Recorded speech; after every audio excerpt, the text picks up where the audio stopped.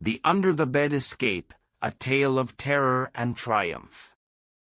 A story written by Ahmed Ali Kandil. Once upon a time, there was a boy named Ahmed and his family. One day, soldiers came to their home, and they had to hide quickly. Ahmed hid under the bed, waiting for his sister and mother to join him. Suddenly, there were loud noises, and the soldiers started shooting. When the gunfire stopped, Ahmed looked under the bed and saw that his family was gone, but there was a hero outside fighting for their safety. They waited until the coast was clear and cautiously emerged from their hiding spots. Ahmed's father was nowhere to be found, and they feared the worst. Suddenly, they heard a knock at the door. It was the resistance fighter who had saved them. He told them to pack their things and come with him to safety. Eventually, the resistance fighter convinced Ahmed to come with him. Reluctantly, Ahmed left his family's lifeless bodies behind and followed the fighter to safety. He cried as they walked, but the fighter promised him that they would get through this together. Ahmed felt alone and scared after witnessing the death of his family at the age of 4.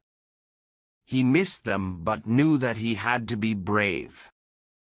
He hoped that one day he would find a way to honor their memory and make the world a better place.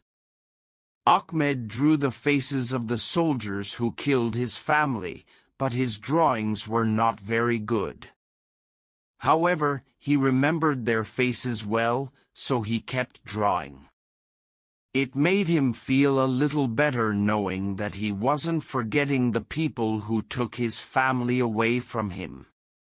Ahmed decided to go to the best painter in Palestine to describe to him the shape of the soldiers who killed his family. He walked a long way and finally found the painter. The painter listened carefully and drew a picture of the soldiers. Ahmed felt a little relief knowing that he had found a way to remember those who took his family away.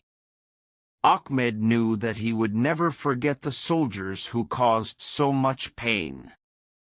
He now felt a sense of determination to seek justice for his family. He promised himself that he would never rest until the soldiers paid for what they did. Ahmed began planning his revenge. Ahmed realized that he needed to learn how to defend himself if he wanted to seek justice for his family. He asked around for the best place to learn martial arts. After some searching, he found a local gym that specialized in self-defense classes. Ahmed began to train tirelessly, determined to seek justice for his family. Ahmed was heartbroken when he found out that the gym had been destroyed by the occupying soldiers. He felt lost and alone, but he knew that he couldn't give up. Ahmed searched the city for another gym and began his training once again. Ahmed decided to travel to Egypt because training and planning in Palestine has become very difficult now. Ahmed traveled to Egypt to train and plan his revenge because he knew that it would be too difficult to do so in Palestine. It was a hard journey, but Ahmed felt determined to see it through. He arrived in Egypt, ready to begin a new chapter in his quest for justice. Ahmed felt alone in Egypt, but he didn't let it defeat him. He knew that he had to keep going. He sat on the street, deep in thought, and promised himself that he would find a way to make a difference. Ahmed searched for someone to help him travel to Cairo. Finally, he found someone who listened to his story and agreed to help him. Together, they began the journey to Egypt. Ahmed felt hopeful for the first time since his family's death. They arrived in Cairo, and the person paid money to one of the gymnasiums so that Ahmed would learn martial arts in it and sleep with it at night, and the owner of the gym agreed on this idea. Ahmed sat at his desk and made a plan. He would gather information about the soldiers, their movements, and their weaknesses. He was determined to join the resistance and fight back. Ahmed felt a sense of purpose and knew that he was ready to take the next step. He learned that the 2 soldiers who shot his family among the occupation soldiers had fled to the United States, because they were known by many Palestinians who were planning revenge on them for their many crimes. Ahmed carefully planned for his journey to the United States. He bought his ticket and packed his bags, making sure not to arouse suspicion. Ahmed knew that if anyone found out, it could put everything at risk. In order for no one to know his intentions, he had to distract people from what he wanted. Ahmed learned the electric guitar and joined one of the most famous rock bands in the United States. Ahmed struggled to balance the fame he had gained from his music with his desire for revenge. He knew that distracting people from his plan had consequences, but he couldn't ignore his newfound success. Ahmed became torn between his mission and his passion for music. He knew the addresses of the soldier he wanted to take revenge on.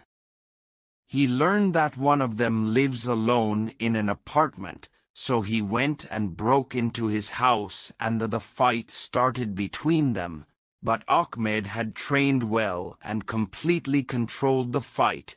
Then the soldier fell on the ground and Ahmed broke his neck and made his death quickly and fled.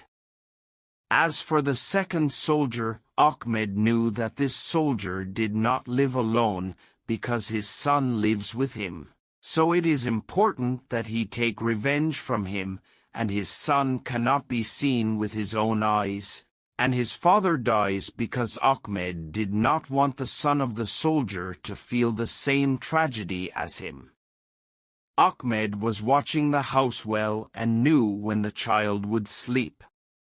Ahmed went up to the soldier through the window and hit the soldier severely, which made him fall on the ground, and he wanted to break his neck, but suddenly the son opened the door. So Ahmed looked at a child and remembered well what he saw, so he decided not to do that.